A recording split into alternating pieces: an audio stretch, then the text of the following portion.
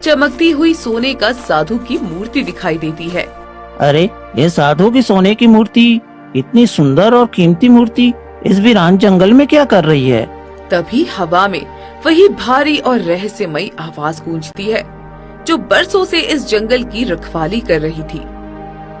गोपाल, ये सोने की मूर्ति उठा ले। इसे लेते ही तेरी सारी दरिद्रता मिट जाएगी और तू राजाओं जैसा जीवन जिएगा। क्यों एक भिखारी जैसे पिता के पीछे अपना वक्त बर्बाद कर रहा है? नहीं, ये मूर्ति मेरी नहीं है और मुझे इसकी कोई जरूरत नहीं है। मैं यहाँ धन के लालच में नहीं, अपने पिताजी की तलाश में आया हूँ। मुझे बस मेरे पिताजी चाहिए। सच में तू बहुत नेक बालक है। आज पहली बार इस जंगल में कोई ऐसा आया है जिसे धन का लोभ नहीं है, वरना यहाँ जो भी आता है वो सिर्फ सोने के पीछे भागता है। बता, मैं तेरी क्या मदद कर सकता हूँ? बस मुझे इतना बता दीजिए कि मेरे पिताजी कहाँ हैं।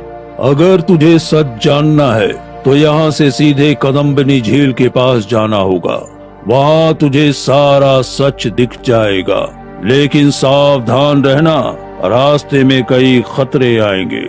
अगर तू डर गया तो तू भी हमेशा के लिए इस मायावी जंगल में खो जाएगा। ठीक है, मैं हर खतरे का डटकर सामना करूँगा। गोपाल झील की ओर बढ़ता है। अभी वो थोड़ी ही दूर पहुंचा था कि उसे एक पेड़ के नीचे अपनी माँ शांति बैठी हुई दिखाई देती है। वो फूट फूट कर रो रही थी। रुक जा बेटा, आगे मत जा, वरना तू मारा जाएगा। तू मेरा एकलौता सहारा है, मैं तेरे बिना कैसे जीऊंगी? माँ, आप यहाँ क्या कर रही हो? ये जंगल बहुत खतरनाक है। आप तुरंत घर वापस चली जाइए। मेरा बेटा मौत के मुंह में जा रहा हो तो मैं चैन से घर पर कैसे बैठ सकती हूँ बेटा? चल चल मेरे साथ, वापस चल बेटा, वापस चल। नहीं माँ, मैं पिताजी को लिए बिना वापस नहीं जाऊँगा। आप घर जाओ। अच्छा अच्छा ठीक है, मैं चली जाऊंगी, पर कम से कम मेरा हाथ पकड़कर मुझे इस जंगल से बाहर तो छोड़ दे। मैं यहाँ तक तो आ गई, पर मुझे बाहर जाने का रास्ता नहीं पता। मेरा हाथ थाम ले बेटा। गोपाल अपनी माँ की हालत देखकर भावुक हो जाता है। वो जैसे ही हाथ बढ़ाने वाला होता है, तभी उसे रहस्यमयी आवाज की चेतावनी याद आती है। माँ यहाँ कैसे आ सकती है? उन्हें तो इस जंगल का रास्ता ही नहीं पता है।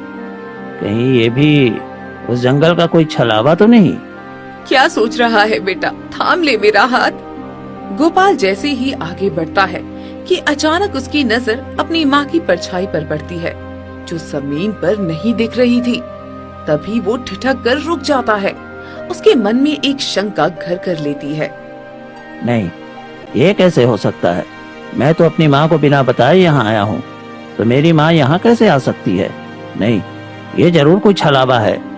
गोपाल जैसे ही अपना पैर पीछे खींचता है, वैसे ही एक तेज रोशनी चमकती है और शांति का रूप एक भयानक काली छाया में बदल जाती है। बच गया तू, वरना आज तू मेरी काली छाया का शिकार बन जाता।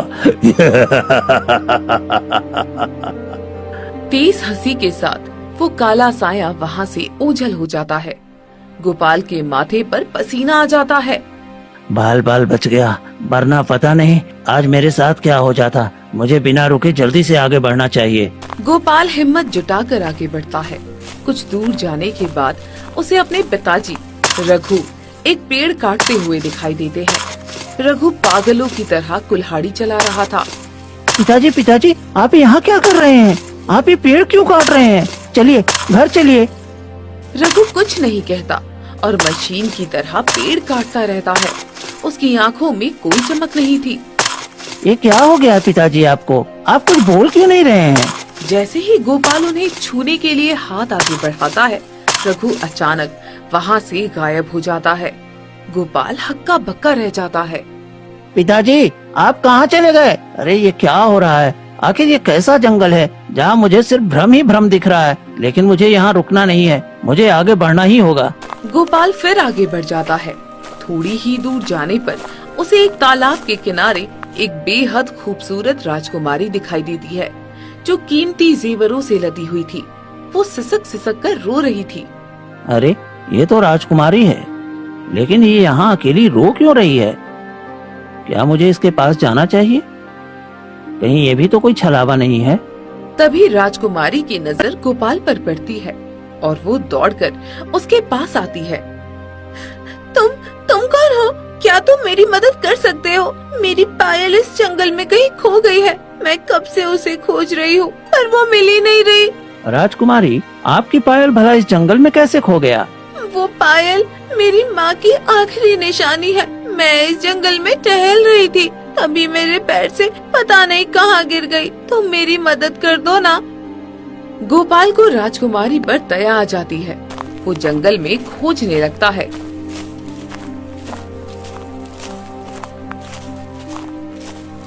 काफी मशक्कत के बाद वो सोने की पायल मिल जाती है। ये लीजिए राजकुमारी, मैंने आपकी पायल ढूंढ दी। सच में तुम बहुत नेक लड़के हो। तुमने मेरी सबसे कीमती चीज बचा ली है। अब बदले में तुम ये सारे जेवर ले लो। चाहो तो मैं तुम्हें अपना आधा राज्य दे दूंगी। मुझे माफ कर दीजिए राजकुमारी, मदद की कोई कीमत नहीं होती। अगर मैं मदद का मोल लगा दूं, तो मेरी सेवा व्यर्थ चली जाएगी। मैंने बस आपकी अमानत लौटाई है। अगर आप मुझे कुछ देना ही चाहती हैं, तो बस दुआ करिए कि मैं अपने पिताजी को सही सलामत यहाँ से ले जाऊं। भगवान तुम्हारी इच्छा जरूर पूरी करेगा। तुम एक सच्चे इंसान हो। राजकुमारी वहाँ से ओझल हो जाती। गोपाल बिना रुके आगे बढ़ता है।